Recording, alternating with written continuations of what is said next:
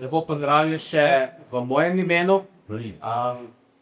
Danes bom govoril v bistvu o podobni temi oziroma o isti temi kot gospod profesor.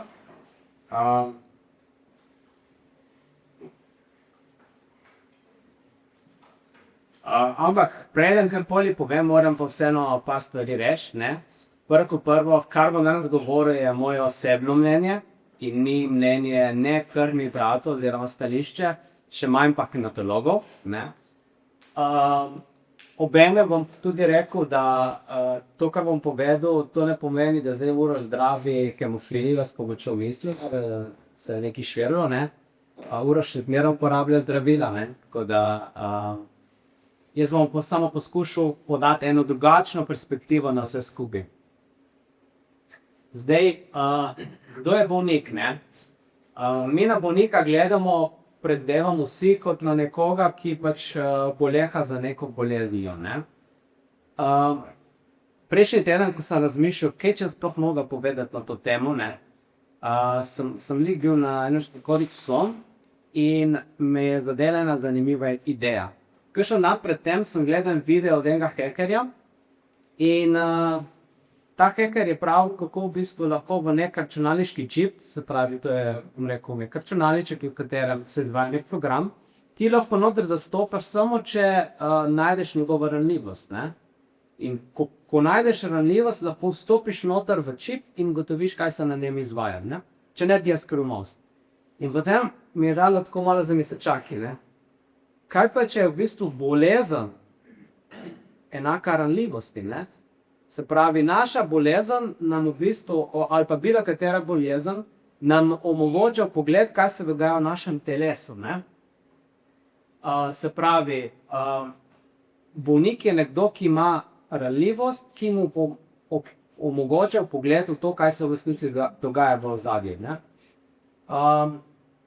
Zdaj, glede na to, kakšna je današnja tema, bomo gledali, kakšen pa je recimo vpliv na nas, se pravi na našo ranljivost, iz stališča čustev.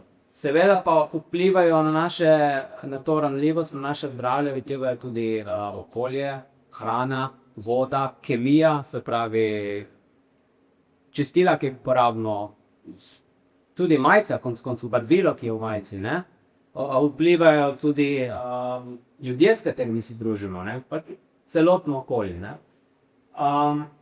Ker pa naše zdravljenje je tako res napredovalo, jaz ugotavljam, da v bistvu v resnici ta naša ranljivost počasi izginja, ne. Postajajo posledice seveda, težave s sklepi, ampak ranljivost sama po sebi izginja. Imamo pa vsi spomine, ne, na naše krvavitve, na kakšno veliko krvavitev, in verjamem, da vsak se bo mogoče našel znotraj teh spominov v kakšni zgodbi, ki jo bom še povedal danes. Kaj so me čustva, ne? Tule sem uporabil, v bistvu sem pobral iz ene izmed knjig od Dr. Joe Dispenza. Mogoče bom prvo povedal, kdo je Joe Dispenza, če mogoče ga še kdo ne pozna ali pa ni slišal za njega. To je v bistvu gospod, ki sicer doktor medicine, v Ameriki so kiropraktiki tudi doktorji medicine, ne, tako da on je kiropraktik. On je imel pa v mladosti eno izkušnjo, ko si je zlomil hrbtenico, ko ga je ena gospa povozila na eni tekmi, ko je kolesaril. In medicina uradna je rekla, okej, opcij tule nimamo, lahko ti damo samo palco dobesedno v hrbet, ne. Da ti bo stabilizirala hrbtenico. On je pa rekel, ne, jaz bi pa rad probal nekaj drugega, ne. In se je dal na to, je rekel, če se mi bo uspelo pozdraviti, se pravi, če bom uspel pozdraviti hrbtenico s svojimi mislimi in z vizualizacijo in s prepričanjem in tako naprej, bom posvetil svoje življenje raziskovanju, znanstvenemu raziskovanju, zakaj mi je to sploh uspelo, ne. In njemu je dejansko tudi uspelo, danes živi povsem normalno, razen da je svetovno znan in da izvaja razne raziskave in poučuje ljudi, kako mu je to uspelo. In on je rekel, da čustva so kemična povratna informacija na naše doživljanje okolice. Naš odziv na situacije v zunanjem okolju sproži čustva in kemijo, ki lahko telesu sporoči, da vklopi ali izklopi izražanje določenih genov. Bom še enkrat ponovil, ker se mi zdi zelo lepa definicija. Čustva so kemična povratna informacija na naše doživljanje okolice. Naš odziv na situacije v zunanjem okolju sproži čustva in kemijo, ki lahko telesu sporoči, da vklopi ali izklopi izražanje določenih genov. To je tudi malo povezano z epigenetiko, o kateri bom poleg hitro povedal, ne. V glavnem, če pa vzamem malo bolj splošno, ne, čustva so neki občutki in čustva v bistvu dajejo življenju pomen. Brez čustev življenje nima smisla. Jaz si to predstavljam kot takrat, ko, ne vem, si opečemo jezik, ne. Pole par dni, ko jemo, karkoli jemo, takrat tista hrana nima nobenega užitka, ne. Jemo zato, ker pač smo navajeni, da jemo, ampak tudi če ne bi jedli, bi bilo prav isto, ne. Tako v bistvu čustva nam omogoča na neki način imeti življenje v barvah, ne. Če ne bi bilo rečeno belo. Zdaj, ena še izmed definicij čustev je tudi, definicij, tako bolj ljudska definicija je energija v gibanju. Zaradi tega, ker emotions je angleška beseda, ne, se razdeli na I kot energija, motions v gibanju, ne. Sicer pa emotion, beseda angleška izhaja iz latinske besede emotio, ki pomeni premik in vznemirjenje.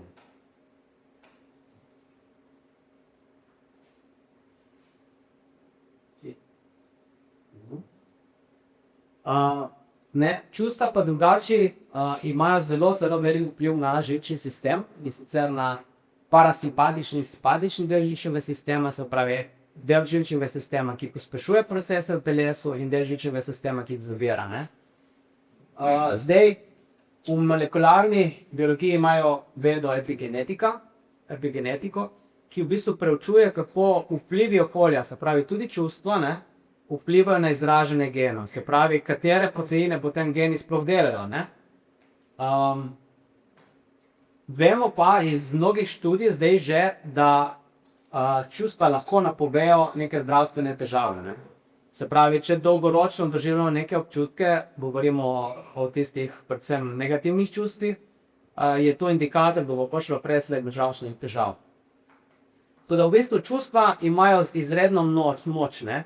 Lahko nas pozdravijo, lahko nas obogatijo, obenem pa nas lahko tudi oslabijo in uničijo, ne. Moramo se zavedati, da je kar nekaj vojn bilo ravno zaradi čustev. Tudi trojanska vojna, ki je trajala 10 let.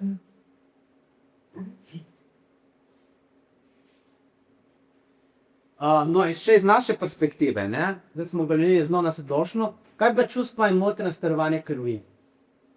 Zdaj, čeprav govorimo o bolnikih s hemofilijo, dajmo se zavedati, čustva vplivajo na vsakega posameznika, ne. Saj mi smo v bistvu posamezniki samo z eno dodatno ranljivostjo, ne, če smem tako reči.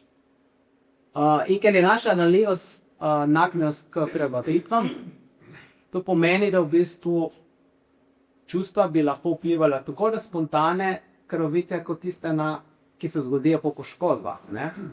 In zdaj, a jaz trdim oziroma a jaz pravim slučajno, da so čustva krivec za vse? V moji izkušnji dejansko to pravim, ne. Se pravi, bom tudi pri tem povedal, od kod izhaja to moje prepričanje oziroma moja izkušnja. Je pa tako, ne, čustva, ne, govorimo čustva.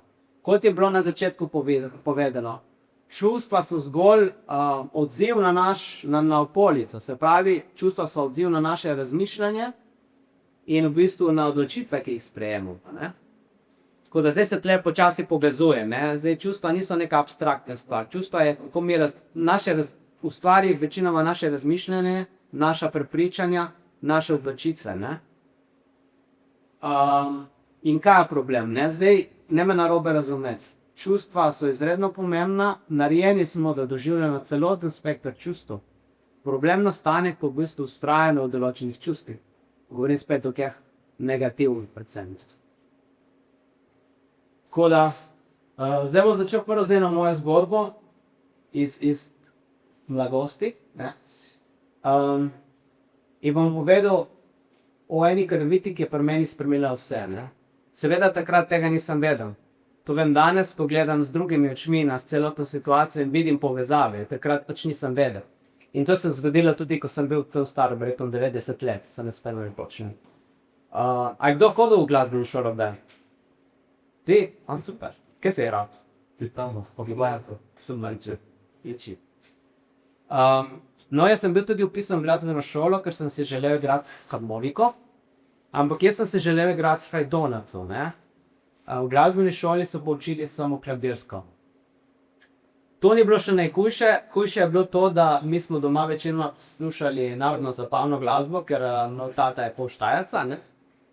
In v glasbeni šoli so me učili neke brezvezne vaje, ki vem, so za tehniko igranja, ne, ampak za zabavno glasbo noben glasista. In meni to res ni bilo všeč, ne. Ampak to ni bil še največji problem. Ta hujši problem je bila glasbena teorija, ne. Tisto je bilo pa res dolgočasno, vsak teden sem imel, ne vem, 1 uro ali celo 2 uri, ne vem točno, se ne spomnim več. Ena, ja. In jaz sem tam razvil neko prepričanje, da glasbena teorija je samo za, mislim, povladajo jo tisti, ki so nadarjeni v to, ne. In posledično se nisem hotel učiti. In vemo, kam je to vodilo, ne, slabe ocene, in mami, ki je bilo svetovano, da naj me pelje k enemu fantu, ki je res obvladal. Tisti je pol šel drugače študirati medicino, ne, tako da ta boljša 2 razreda sta oba zdaj zdravnika, ne. In mama me res je upoštevala ta nasled in me peljala k temu na inštitucije. In ko me pripeljala, jaz sem šel ven z avta in ne vem kako, sem se obrnil, sem se ruknil v komot v avto, ne. Kaj se je zgodilo? Takrat sem se zdravil še po potrebi. In zvečer oziroma že prej so se pojavili čudni občutki, ne, kar je vodilo, da zvečer je bila roka tako boleča, ne, tisti večer sem res težko spal. In to je bila moja prva krvavitev v komot. Drugo jutro smo šli po faktor v bolnico, sem dobil longeto in v 14 bitkov. Zanimivost te krvavitve je bila ta, da je kar naenkrat razlog po njej komot moj tačni slep, ne, in harmoniko delno, da se tako igra. In krvavitve so se ponavljale, dokler ni doktor Dolničar napisala na izvid, da Uroš mora prenehati igrati harmoniko. Yes! Tako da, mogoče si bi kdo mislil, okej, to si je naredil za nalašč, ne. Ma zdaj, ko sem razmišljal, sem rekel, ko bi bil se tako pameten, ne. Ma, tu se ne moreš spomniti, da se boš poškodoval, zato da ne boš hodil. Še posebej ne pri, ne vem, 10 letih, ne. Tako da jaz sem zaključil glasbeno šolo pri 3 razredih opravljenih, ne. In zdaj, ko gledam nazaj, mi je tako logično. In kako sem se jaz tam počutil? Ni mi bilo prijetno, nisem hodil v razno glasbeno šolo, v bistvu sem hodil zato, ker so mi nakazali po domače, ne. In poškodba oziroma moje telo je na nekem nezavednem nivoju povzročilo to poškodbo, ki je potem vodila do tega, da sploh ni bilo treba več, v bistvu, da sem prekinil s tem, kar si v resnici nisem želel, ne. To pa ni bila edina izkušnja. V življenju sem potem imel kar nekaj izkušenj, ta zadnja je bila, ko sem bil res nesrečen v službi, ne. In kaj se je zgodilo? Sem padel s češenja, ne, in sem bil 1 mesec doma. In potem sem šel v službo, nisem nič spremenil. Točno 365 dni, ne, potem sem na vrtu stopil na neko reč, ki se mi je zapičila noter v nogo, in spet 1 mesec sem bil doma. In takrat sem dojel sporočilo, da okej, nekaj mi delo sporoča, ne. Vse je bilo pa povezano s tem, kako sem se počutil, ne. Ampak, ne, takrat še nisem se zavedal, kaj se dogaja, ne. Potem je pa prišla tista krvavitev, ki je pa res spremenila vse, ne. In sicer, to je bilo pa v študentskih letih. Takrat sem v bistvu, je bilo zanimivo, je bilo neko obdobje, ko sem bil povsem brez bolečin in težav, ker sem šel na neko energetsko zdravljenje, sem rekel, daj probam, ne, kaj bo ratalo. In neverjetno res, po tistem zdravljenju, par mesecev nobenih težav, do krvavitve, o kateri bom zdaj govoril. In v tistem obdobju potem sem rekel, dajmo se povezati z eno punco iz najširših let, ki sem jo poznal. res simpatična, luštna punca, ne? In res, menili smo se na Valentinovo, da se dobimo, ne? Ne vem, kako je rato ta datum, ki je rato, ne? In jaz sem imel res velika pričakovanja, to bo fajn, ne? In ker ni bila ona še v Ljubljani, sem pa bil v Ljubljani že, sem se peljal k njej v Celje. Tam sem se prvo dobil z enim hemofilikom na pijači. Ljubi Buser je pa bil kuhar, ne? Pa peljal samo za mene z Velenja, ne? In ja, sva bila na pijači, potem jaz grem v avto, ker je bila počasi ura, da sem dobil z njo. In jo kličem, ne? In jo kličem, telefon zvoni, nič, ne? In si pač rečem, ne? Verjetno nekaj dela, ne? Lahko na WC-ju, lahko ne vem. Počakam par minut in potem spet pokličem, ne? Kličem, nič. Tega klica je bilo za pol ure, ne? In potem sem rekel, ok, nekaj je očitno prišel vmes, bom šel jaz narediti plan B. Meni je to fascinantno, ko gledam se nazaj, zakaj sem imel sploh plan B? Pa sem ga imel že preden sem šel v Celje, ne? Na nekem nivoju stvari vemo, ne? Samo ne vemo zakaj, ne? In plan B je bil, kad grem v kino. In res sem šel v kino, gledam tisti film in kar naenkrat začutim v gledu, tako mi je delno, srčni utrip sem začutil, ne? Ko sem vedel, da je bila ena huda krvavitev. Ker je bilo konc filma, nisem mogel več kukati deležne, ne? Tako da, ne vem, kako sem pripeljal do Ljubljane, ne, ampak s težavo. Seveda, pa sem si dal faktor. Moram pa poudariti, tle sem že bil na profilaksi, ne. Kljub profilaksi se je zgodila neka krvavitev, ne. Sem si dal faktor v Ljubljani in potem seveda par dni počival, dokler sem se začel gležen gibati in potem sem lahko spet hodil na faks, ne, na predavanje. In takrat pač ok, se je zgodila krvavitev, nisem si mislil, da je kaj tle na tej zadevi, oziroma sploh nisem videl neke povezave, ne. Dokler nisem potem prišel doma do ene knjigice, spet na ključe, ne, ki jo imel tata, ne vem, če je sploh kdaj prelistal, ne. Ena modra knjigica, Mičkina deluje tvoje od Louise Hay, in noter so bile zapisane bolezni in možni miselni vzroki in čustva, ne. In sem del hemofilija, način pisano, ne. Za krvavitev je pa pisal nekaj tako zanimivega, ne. Odtekanje radosti, jeza, tudi kje, ne. In takrat mi je naredilo klik v glavi, ne, odtekanje radosti, jeza, to sem jaz doživel, ne, sicer sem zakamufliral si, ne, se mi je zdelo, da ne, ampak to sem jaz doživel takrat, ne. In potem sem nekako počasi in je radilo mi čakaj spontana krvavitev sem doživel, ker se je zgodilo nekaj, kar pač nisi si želel, ne, si bil razočaran, ne. No, ta punca mi je potem ponudila komor še parkrat, ne. In res sva se zmenila, ne vem, kakšen mesec potem, da se spet dobiva, oziroma da se dobiva, ne spet, da se dobiva. In je rekla, lej, mi da prideva z mamo v Ljubljano in se bomo lahko dobili, ne. Super, ne. In tisti dan je potekel zelo dobro, no, do ene ure pred tem, ko bi se morala dobiti, ko mi je napisala SMS, sorry, prišel do nekih sprememb, ne pridem v Ljubljano, ne. In jaz sem bil spet ful razočaran, res. In kaj se je zgodilo? Imel sem spet kakšno spontano krvavitev v gleženj, ne. In je bilo, ok, ma kaj je zdaj to, ne.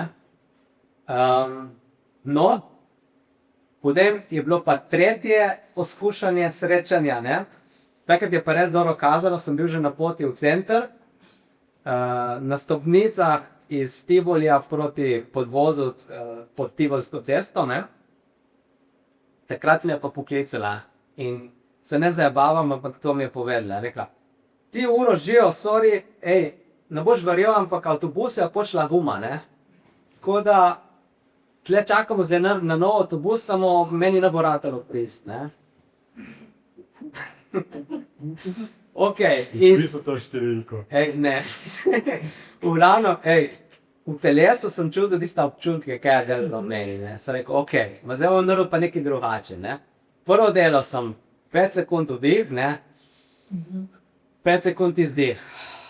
Ne. In potem po poti, ko sem šel nazaj proti študentskemu naselju v Rožni dolini, ne, sem res fokus na dihanje in opazoval okolico, ne. Sem rekel, lep kip, ne.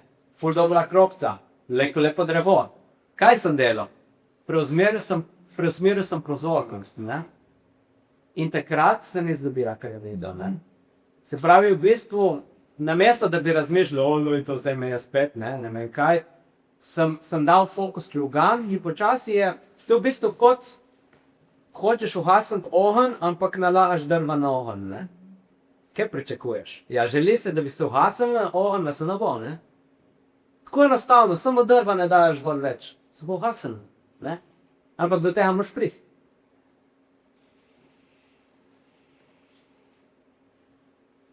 Zdaj govorimo o čustvih, ne, ampak čustva niso vsa enaka, ne.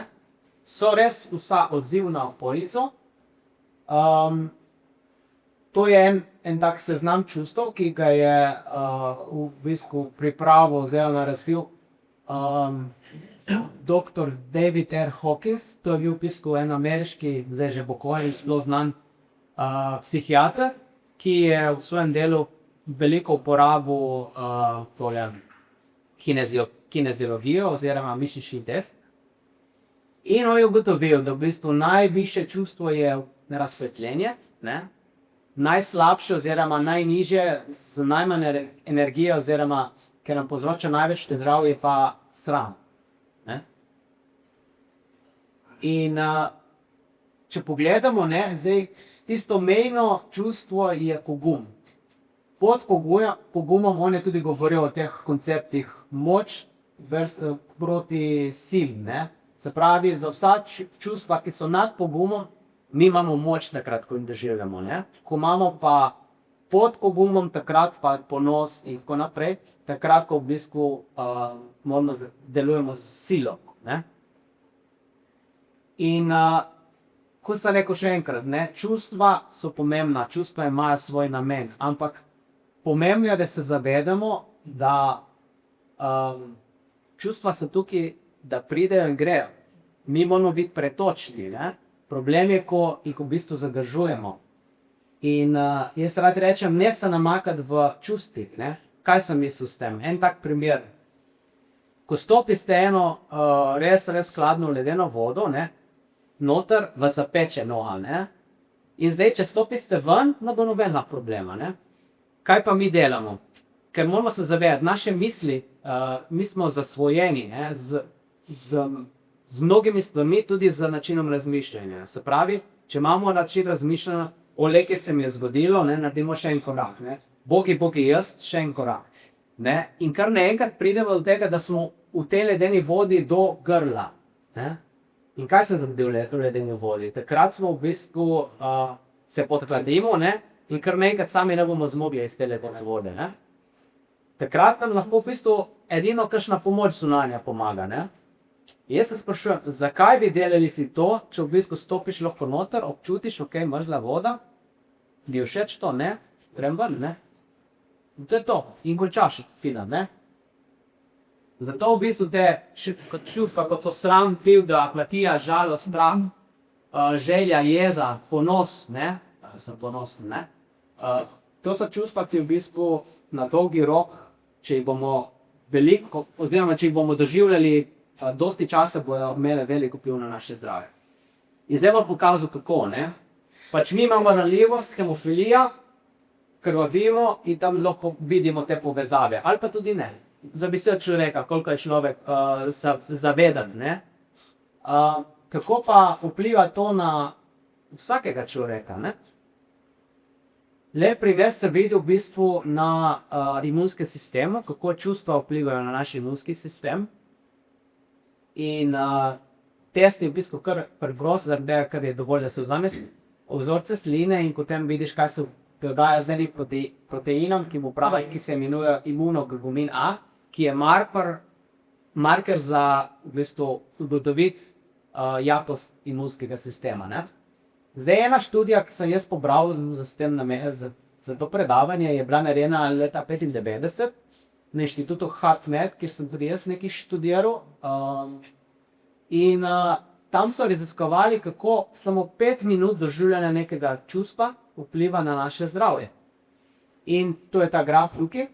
In tukaj vidimo, da v bistvu ena skupina je dobila navodilo, da 5 minut doživlja ljubezen, 1,5 minut jeze. Ne?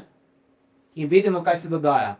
V obeh skupinah najprej nekoliko nivo imunoglobulina A nekoliko narase, potem pa pri obeh pade, ampak pri ljubezni, to je rdeča krivulja, vidimo, da potem vsaj 6 ur, zato ker meritve so izvajali 6 ur, ne, narašča. In je nad nivojem, ki je bil pred eksperimentom. Ne. 5 minut ljubezni. Ne. Na drugi strani 5 minut jeze, vidimo, da v bistvu vsaj za 6 ur, po 6 urah je še zmeraj krivulja pod začetno vrednostjo. Ne.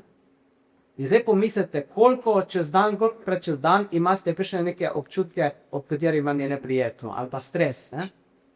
In kako to potem vpliva na naš imunski sistem. In zdaj pomislite tudi, kako je bilo, ko je bila korona. Ne? Smo bili vsi v strahu.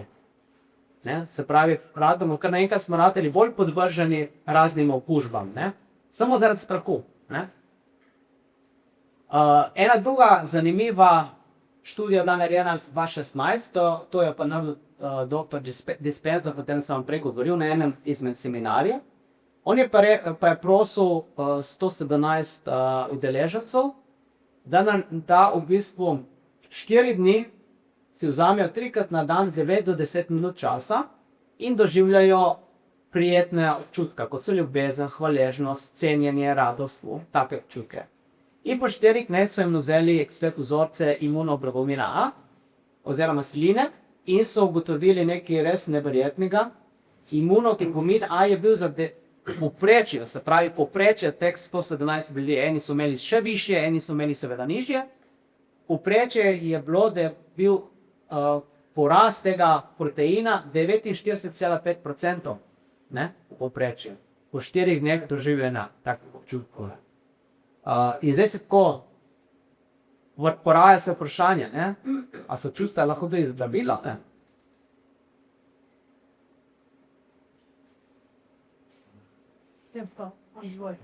Seveda, ko govorimo o čustvih, ne moremo mimo stresa.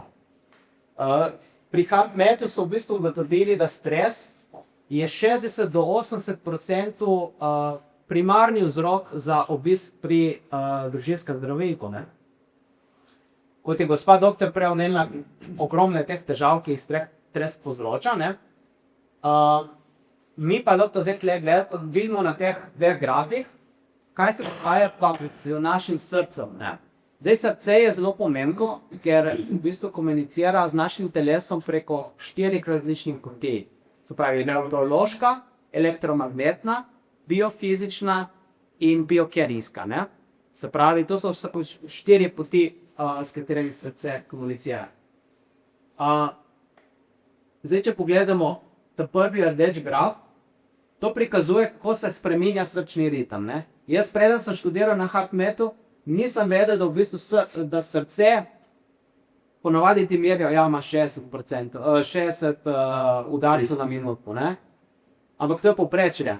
V resnici srce neprestano narašča, utripi, potem se zavirajo. Nič ni konstantno. In tle vidimo, ko doživljamo, rečemo, hvaležnost, ljubezen, srce deluje zelo tako ritmično oziroma temu pravimo koherentno. In v bistvu koherenca je optimalno delovanje telesa. V to znamo, tako bitje srca. Na drugi strani pa vidimo, kako se spreminja. Telo dejansko ne more napovedati, kaj bo naslednji signal, ki ga bo dobilo od srca. Ker dela tako, je zelo v bistvu kaotičen sistem. Torej, z drugimi besedami, kot vidimo na grafu, je spreminjanje srčnega ritma zelo neenakomerno v primerjavi s spodnjim grafom. In kot sem prej dejal, srce komunicira s našim telesom preko 4 poti. Ena je tudi biofizična in to so pulzni valovi. Se pravi, vsakič, ko srce utripne, ko utripne, pošlje val, pulzni val po telesu, se pravi, to je v bistvu način, kako tlak potuje po sistemu. In si lahko predstavljamo kot en valček, ki gre po celotnem sistemu. In zdaj predstavljajte si, da se v bistvu tale tlak v našem sistemu, v našem srčno-žilnem sistemu spreminja na tak način.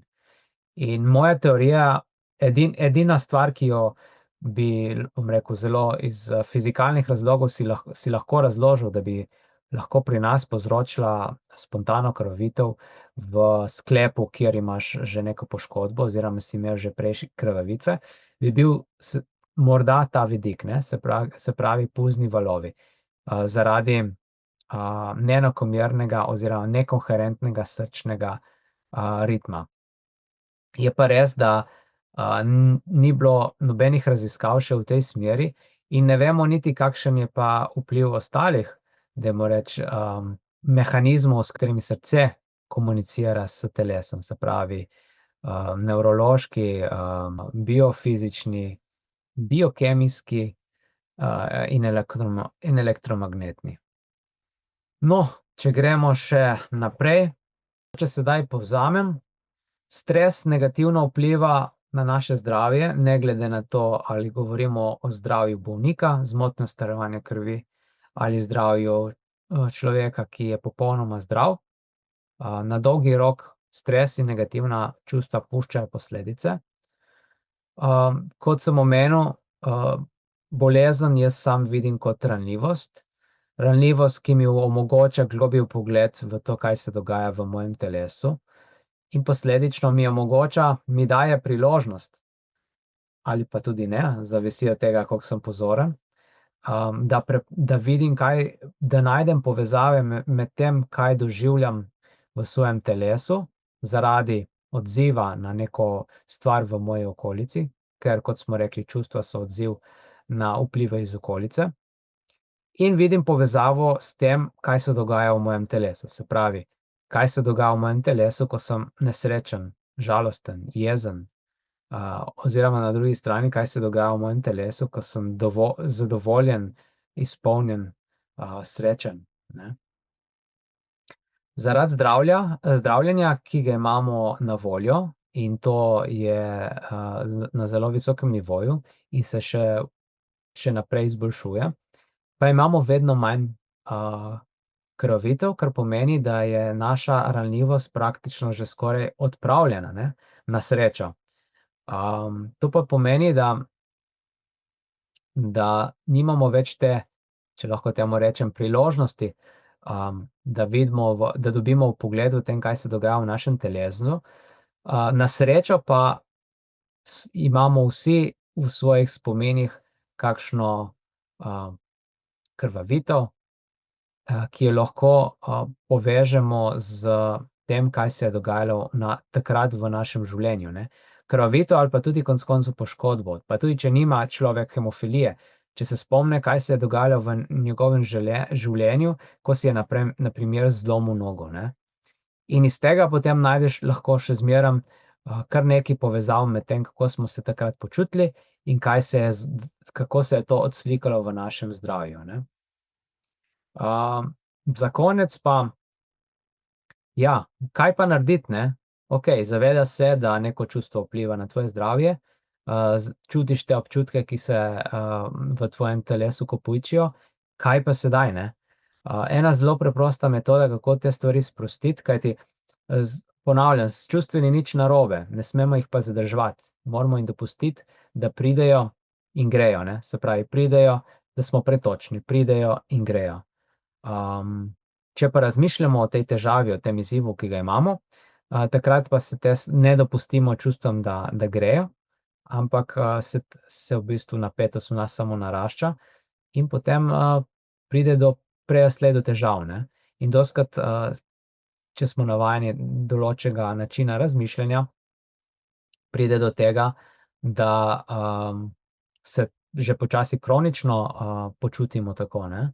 Zato prvi, dajmo temu reči, način obrambe pred temu, da bi zadrževali naše občutke, je dihanje, ne. Se pravi, lahko poskusimo 5-sekundni vdih, 5-sekundni izdih.